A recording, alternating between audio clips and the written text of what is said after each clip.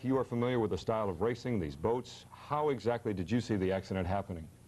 The accident was what is called in the vernacular a blowover. It was an accident where the boat's contact with the water is lost at the sponsons. It rises up and does a 180-degree backward flip, pitching the driver into the water, usually ahead of the direction of the boat's actual travel.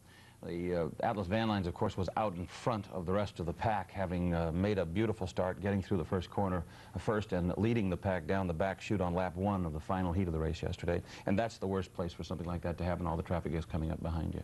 Now, we had Steve Reynolds on the show earlier at 5 o'clock, and we talked about the conditions of the water. He said it was very, very smooth at the time, and in some cases that can be a problem. Right, glass smooth water. If you liken it to a cup in the dishwater, when you pull it from the water, the contact lets go and has a springing effect to pop off.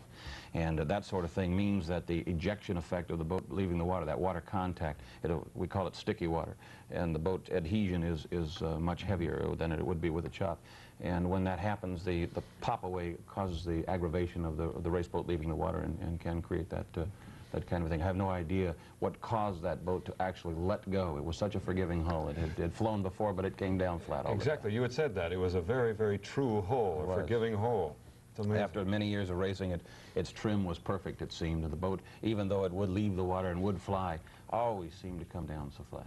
It's very similar to Chip Hanauer's flip, which took place not long ago on Lake Washington, and we have video of that, and maybe you can compare the two. Although water conditions and weather conditions were different at Acapulco yesterday, Don, the Squire shop, as you see here on choppy water on September the 9th on Lake Washington, did do the same sort of thing. The physical reaction of the hull to the water and the way it comes down was quite similar. Imagine, if you will, in this picture, though, 5 other thunderboats coming at you at 170 miles an hour behind Bill Muncey's boat, who had about a 6 or 7 boat length lead, a second or two.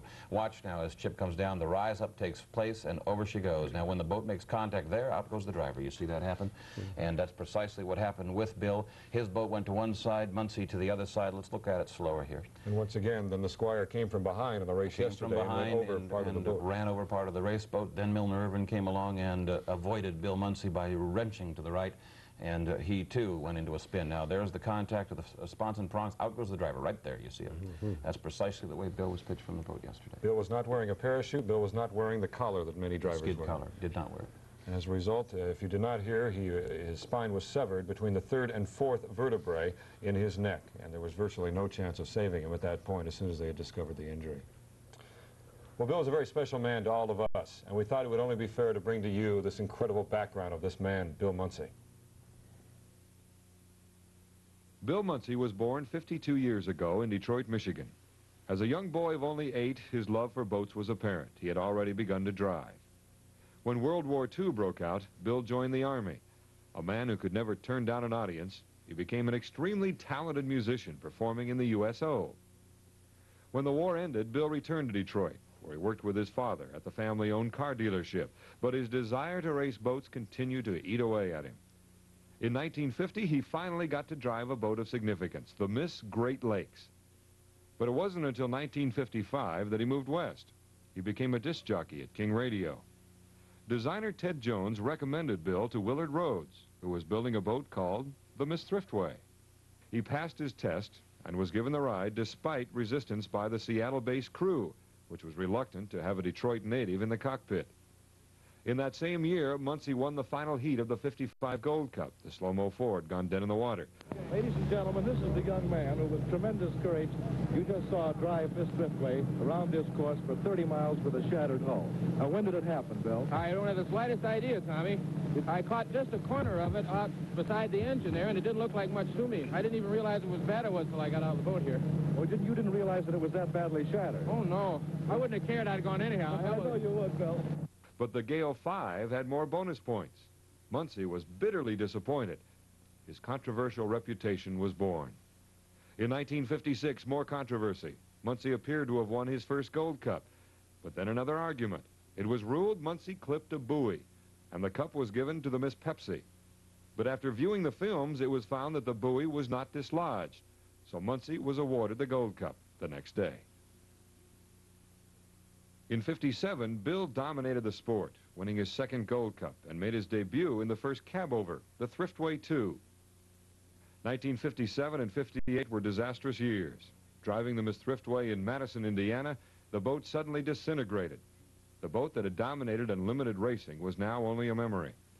But there was new hope with a new boat the next year. It was time for the annual classic in Seattle when disaster struck a second time. The boat lost its rudder, sending the Thriftway crashing into a Coast Guard cutter. The race is being stopped. There is Miss Thriftway, not on the beach exactly, but there she is. And where is Bill? Muncey was able to jump from the cockpit before the impact. But in 1959, Muncey was back. Another tough Gold Cup, and Muncey lost to a man by the name of Bill Stead and the Maverick Camp out of Detroit. In 1960, there was no Gold Cup, but it didn't slow Muncey and the Thriftway Camp down. Bill set a world straightaway record of 192 miles per hour. In 61 and 62, Bill enhanced his rivalry with the Maverick Camp by winning his third and fourth Gold Cups. In 1963, the end of an era. The Thriftway, which had been named the Miss Century 21, was retired. The Miss Bardol was now the hottest boat on the circuit. In 64 and 65, Muncey spent some time in several boats, including the Notre Dame, Dollar Bill, the Such Crest. And in 66, Muncey signed to drive the Miss U.S. But Bill seriously contemplated retiring from the sports. At the President's Cup, racing itself nearly fell to its knees with the deaths of driver Ron Musson, Rex Manchester, and Don Wilson.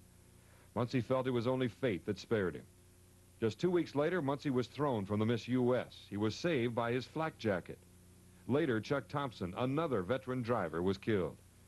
After an off-season of soul-searching, Bill's love for the hydros brought him back for the 1967 season. In 1968, Muncey and the U.S. won the World Championship. In 69, he joined the Meyer Sheet Metal Camp. He won 3 races, and the working relationship between Muncey and Lee Shaineth was born. In 71, the Atlas Van Lines Camp hit the hydro scene. In the Atlas in 72, Muncey picked up his 4th Gold Cup, tying Gar Wood's all-time mark, which was very important to Muncey. But it was another 4 years before he became competitive again.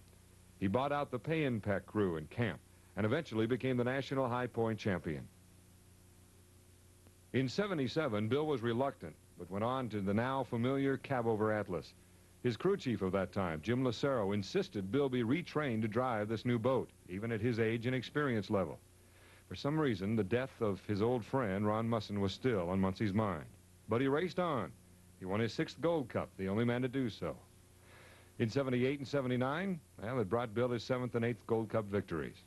In 1980, the Budweiser came into prominence with their Griffin-powered cab-over. Muncey pushed his boat to the ragged edge, however, for a victory in the Columbia Cup at Pasco. He followed that with another win just 2 weeks later on Lake Washington. This year, Bill again pushed the boat to its limits, trying to compete with the new Bud. He led in many final heats only to have the boat break and then watch the Budweiser or some other boat fly by for the checkered flag. Bill had 1 victory this year, that taking place at Evansville, Indiana. In Seattle, his winning string was snapped, losing to the Bud. San Diego, again, he lost in the final heat after leading. And then there was Acapulco.